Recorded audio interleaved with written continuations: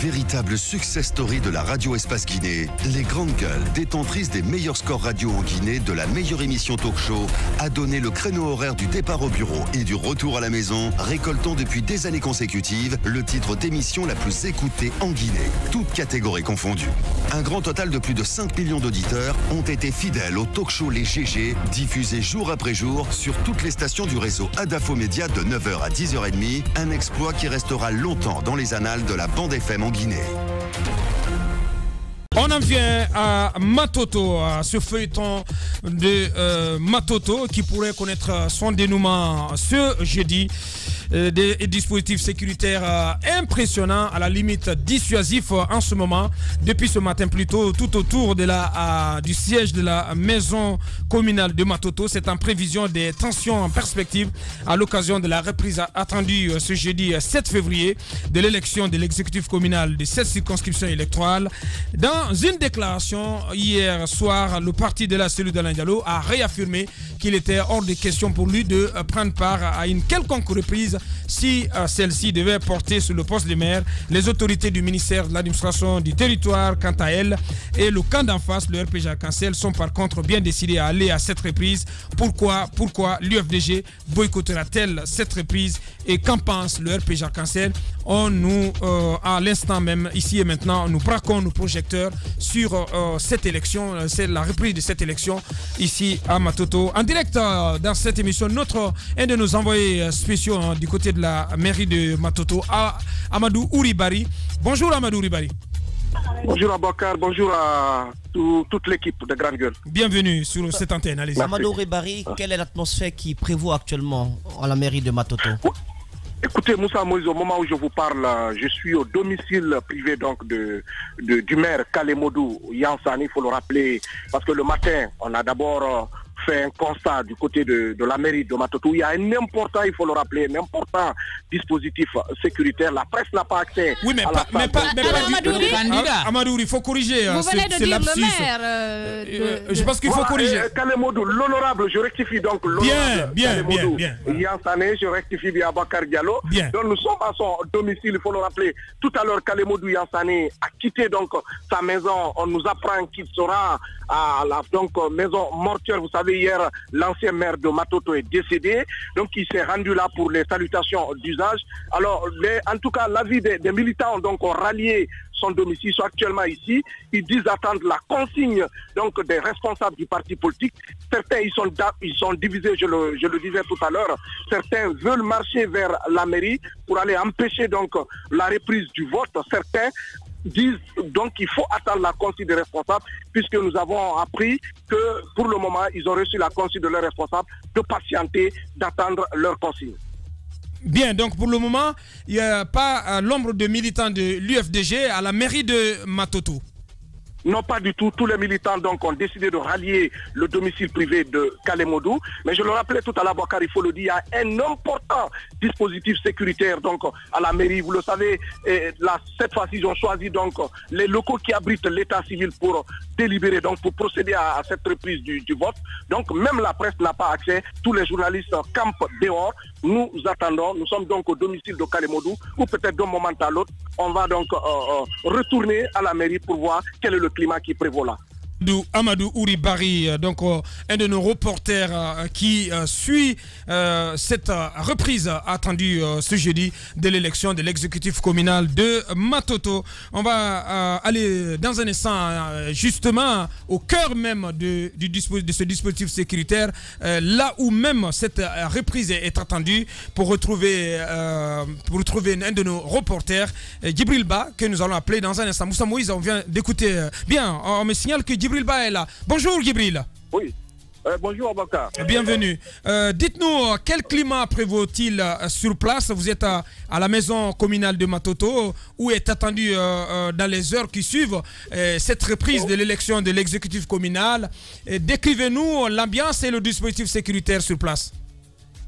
Eh bien, il faut dire Abakar, depuis le matin, un dispositif sécuritaire a été déployé ici à la mairie de Matoto. Et les policiers sont vraiment nombreux ici. Et l'accès n'est pas permis d'abord à la presse. Donc c'est le statu quo. on attend et le vote n'a pas eu lieu d'abord. Bien, allez-y, Madame Hiro. Est-ce que Djibril Ba, vous êtes sur place, vous dites qu'il y a un important dispositif sécuritaire. Est-ce que des militants sont visibles dans les parages? Est-ce que vous avez remarqué la présence de militants d'un des bords ou des deux bords politiques en lice pour cette élection? Non, pas du tout. Ce qu'on remarque, comme je l'ai dit tout à l'heure en introduction, c'est le déploiement d'un dispositif important des policiers. Mais pour dire qu'on a vu les militants de l'UFDG ou du RPG Arc-en-Ciel, non, on n'a pas fait ce constat-là ici. Est-ce que les conseillers commencent à arriver? Les conseillers. Est-ce que les conseillers commencent à Est-ce que les conseillers élus, en tout cas au compte de la mairie de Matoto, qu'ils soient du bord de l'UFDG ou du RPG Arc-en-Ciel ou de partis, de micro-partis ou de partis indépendants, de listes indépendantes, est-ce que vous avez remarqué que des conseillers ont commencé à rallier la maison communale? Alors, Abouakar, à l'heure où nous sommes, on n'en sait pas trop. Dès que nous sommes arrivés sur le lieu, on nous apprend qu'il y a quelques conseillers, quelques élus dans la salle où ils vont procéder le vote. Pour l'instant, on ne sait pas si ce sont les conseillers du RPG ou les conseillers de l'UFDG qui sont dans la salle de vote. Il faut rappeler à Djibril Ba que l'accès à la salle n'est pas autorisé à la presse. Voilà, comme je l'ai dit tout à l'heure. Donc, il y a presque l'ensemble de la presse qui est représentée ici, mais l'accès n'est pas permis. D'abord, on essaye de faire une sorte de diplomatie pour qu'on ait accès à la salle et faire la couverture. Pour le moment, ce n'est pas le cas. Donc, la galère des journalistes qui sont massés devant la maison communale de Matoto et qui n'ont pour le moment pas accès donc à la salle où doit se dérouler ce vote. Moussa, on vient d'écouter nos deux reporters. Je pense que l'attitude adoptée pour l'instant par l'UFDG est une attitude à saluer. Responsable. Il faut quand même donner ce message à ces militants pour qu'il n'y ait pas de violence, pour qu'il n'y ait pas de casse. Parce qu'on sait bien que face aux agents des forces de l'ordre, les esprits peuvent, ils peuvent se surchauffer et qu'on pourrait assister à des affrontements. Chaque QG doit quand même véhiculer ce genre de message pour que, pas seulement un camp, mais pour que les militants des deux bords puissent quand même être bien surveillés, afin qu'il n'y ait pas de débordement. Ensuite, ce qui m'étonne, c'est qu'on ne donne pas l'accès aux journalistes pour vraiment couvrir cet événement. Ça veut dire qu'on a quelque chose à cacher. Ceux qui ne doivent pas avoir accès à la salle, on ne veut pas du scénario du 15 décembre. Ceux qui ne veulent pas avoir accès, ceux qui ne doivent pas avoir accès, bien sûr. Exactement, c'est ceux qui ne doivent pas avoir accès à la salle, ce sont les fauteurs de troubles. C'est M. Keïta là, qu'on ne retrouve pas. C'est lui le déchireur des bulletins. C'est lui. Et les gens qui sont du même acabit que lui, c'est eux qui ne doivent pas avoir accès à la salle, mais pas les journalistes. Si les journalistes n'ont pas accès à la salle, je vous dis clairement, ce qui va se dérouler dans cette salle, il y aura d'énormes doutes là-dessus. Donc il va falloir permettre, pour la crédibilité et la transparence de ce scrutin, il va falloir permettre à ce que la presse ait accès à la salle. Bien, allez-y Roby. Je pense qu'il faut absolument que les yeux du monde soient là. Les yeux du monde, ce sont les caméras et les micros qui vont être installés pendant la reprise de ce vote. Je pense que c'est le seul crédit de transparence des événements que nous pouvons avoir. C'est évidemment la présence dans la salle ou en fond de salle des journalistes qui avait fait qu'on a détecté ce cas de pagaille effectivement avec le déchireur, etc.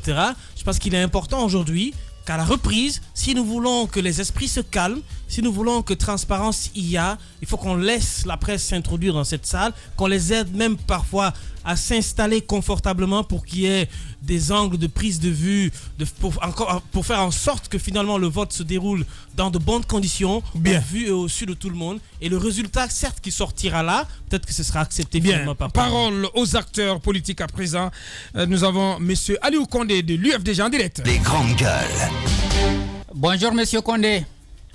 Oui, bonjour les grandes gueules. Alors, merci alors de nous rejoindre. Ce matin donc, il est prévu que le vote démarre jusqu'hier. Votre parti n'était pas d'accord que le vote soit repris pour le poste de maire. Est-ce que votre position a évolué ce matin? Ben, écoutez, avant tout, permettez-moi d'abord d'adresser mes sincères condoléances à la famille éplorée de M. Mohamed Keïta, qui est un camarade d'enfance avec lequel j'ai fait l'école et avec lequel j'ai joué au football. Et j'avais maintenu des relations avec lui, même si c'était à distance ces derniers temps. Donc, je voudrais donc adresser mes sincères condoléances à la famille et que l'âme du défunt repose en paix. Maintenant, pour revenir à Matoto, nous avons effectivement reçu hier une circulaire. C'est le secrétaire général, M. Kalemodou Yansane, objet installation des conseils communaux, élection du maire et de ses adjoints. Donc, il y a deux constats. Le premier constat, c'est le signataire de cette circulaire. Donc, c'est le secrétaire général de la commune qui signe, qui invite les conseils communaux à venir assister à une élection, à faire une élection. Or, nos textes de loi sont clairs, que c'est l'autorité de tutelle qui, par arrêté, convoque les conseils communaux pour la mise en place de l'exécutif communal. Donc une violation. Il faut que les gens comprennent que les lois ne sont pas faites pour être mises dans les tiroirs. C'est comme si on disait que le secrétaire général et le ministre de l'administration du territoire prend un décret pour nommer son secrétaire général. C'est une décision. La décision, on ne peut pas la déléguer. On peut déléguer la représentation, mais pas la décision. On a pris de décision. Le ministre ne peut pas la déléguer, et si vous voulez, à son secrétaire général. Et qui plus est, qui est un membre du conseil communal, il parle à ses supérieurs hiérarchiques demain. Parce que le maire va être élu par cela, et lui n'est qu'un fonctionnaire de la commune. Comment lui peut-il convoquer? Donc nous avons relevé ce vice de forme pour nous, qui est une violation de la loi, qui est une violation du code des collectivités, et donc nous ne saurons accepter de nous soumettre à des violations de la loi. Ça, c'est le premier aspect. Ça, c'est la forme. Le contenu. Il dit installation des conseils communaux et élection du maire. Élection du maire. Pour nous, l'élection du maire a eu lieu. Nous sommes passés devant la Cour suprême pour attaquer la déclaration de M. le ministre de l'administration du territoire. Et ce que nous retenons du constat de la Cour suprême, c'est que seul le tribunal de première instance est habilité, et, si vous voulez, est habilité à parler des élections locales, des élections communales. Donc, partant de là, l'élection qui a eu lieu le 15 décembre est une élection qui est validée. Donc, nous n'entendons pas reprendre cette élection, nous n'entendons pas nous soumettre à une mascarade électorale. Ici, l'État fait violence, utilise la violence d'État pour nous voler. Monsieur Condé a supposé que vous... victoire. Oui. Mais... Pardon? On va laisser Condé. Oui, si l'État, oui. Qu'est-ce que vous dites? Si l'État, vous continuez, vous achevez votre raisonnement. Je disais donc ici, c'est l'État qui utilise la violence à toute puissance pour nous prendre notre victoire et pour la remettre à son parti politique. C'est de cela qu'il s'agit, il n'y a pas autre chose. Donc quand c'est comme ça, vous comprendrez évidemment que nous n'allons pas nous soumettre à cette mascarade. La question que je voulais poser, M. Condé, vous disiez tout à l'heure que vous n'allez pas participer à la reprise de l'élection du maire. À supposer que cette élection se fasse, parce que dans le courrier adressé par le ministre de l'administration du territoire, il demande à ce que vous veniez participer à l'installation de l'exécutif communal. Donc l'exécutif dans son entièreté. À supposer que vous ne participiez là, vous n'auriez-vous pas déclaré forfait? Madame. Attendez, je vous lis la circulaire. Ce qui est écrit ici, c'est que j'ai l'honneur de vous convier à l'installation des conseils communaux et élection du maire et ses adjoints le jeudi 7 février à 10h dans la salle de réunion de la mairie de Matoto. Élection du maire, c'est bien écrit, madame. Élection du maire, vous dites que vous n'allez pas y participer. C'est bien écrit dans la circulaire. Justement, et si vous ne participez pas aujourd'hui? Vous dites que vous ne participez pas aujourd'hui. À supposer qu'ils arrivent à élire un nouveau maire, qu'allez-vous faire? Ben, madame, on avisera. De toutes les façons, ce qui est certain, vous aurez un maire qui est illégal, en violation de toutes les lois de la République. Mais ce n'est pas la première fois, madame. Monsieur Condé, attendez. On a vu ça durant tout le processus électoral. Oui. Mais aucune vous allez voir aujourd'hui dans la salle, si on vous autorise à rentrer, faites l'évaluation du taux de participation. Est-ce que l'UFDG n'est pas en train de... Comme nous ne serons pas présents, ils ne vont pas amener des procurations. Monsieur Condé, est-ce que l'UFDG... Mais vous verrez vous-même. Est-ce que vous ne commettez pas une erreur en faisant... sur toute la longueur d'onde. est-ce que vous ne faites pas une erreur en faisant la politique de la chaise vide? Si vous n'êtes pas présent, forcément il y aura... Non, ce n'est pas la politique de la chaise vide. Quand la violence d'État est là, ils ont décidé de reprendre le poste de maire. En violation des règles, nous sommes obligés ici de faire la politique de la chaise vide. Aucune instance officielle pour l'heure n'a confirmé la victoire de l'UFDG. Aucune instance pour l'instant n'a dit que vous étiez victorieux à Matoto. Vous avez parfaitement raison, mais ça c'est le protocole. Vous le savez vous-même. Que chaque fois qu'il y a une élection dans un pays, n'importe lequel, on affiche les résultats, on sait déjà celui qui a gagné. Mais la CENI confirme. C'est la CENI qui confirme la victoire. Non, pas la CENI. On parle de l'élection de l'exécutif communal. Il parle des élections en général. On reste sur le cas de Matoto. Il parle des élections en général. Pour le cas d'espèce, oui. Il y a deux choses qui comptent. Vous avez le vote, il est secret. Le vote est secret. Chacun va dans l'isoloir, il glisse son bulletin dans l'enveloppe, il revient, il glisse l'enveloppe dans l'urne. Ça, c'est secret. Personne ne sait ce qu'il y a dedans.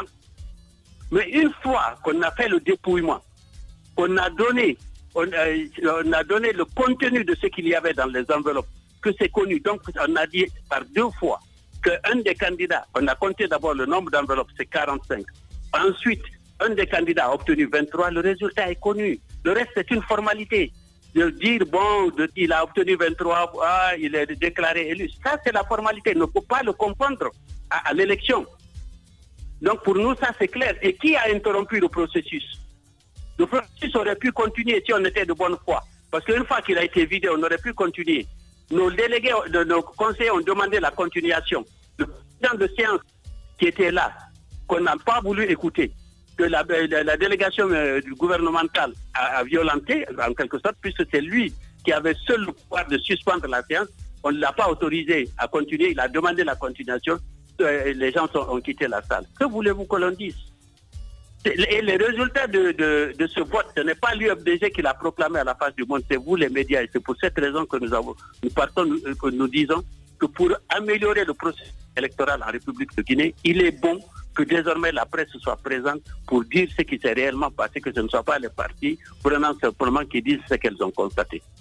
C'est vous qui avez diffusé partout, sur les sites, partout, pour dire que le candidat de l'UFDG a obtenu 23 voix sur 45. Une fois que ça s'est dit, ça veut dire qu'il a gagné les élections. Maintenant, la procédure, le protocole restait à faire parce qu'il y a eu la pagaille.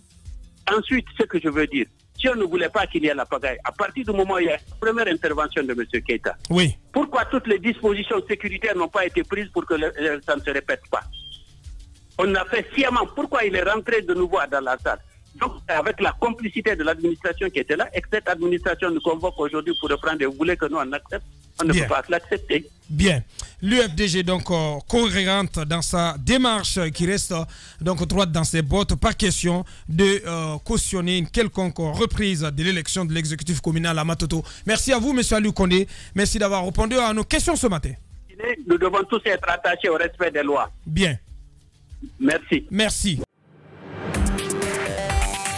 Les grandes gueules d'Adafo Média, seule émission dans l'histoire de la radio en Guinée à franchir le cap des 5 millions d'auditeurs. À Bokeh, Cancan, Labé sur Radio Espace Région. À Kindia sur Kanyazik. En forêt sur Sahali FM. Meilleure émission talk-show panafricaine sur le continent, jamais éditée dans la sous-région. Bienvenue chez les GG. Ici, on ne prend pas de gants.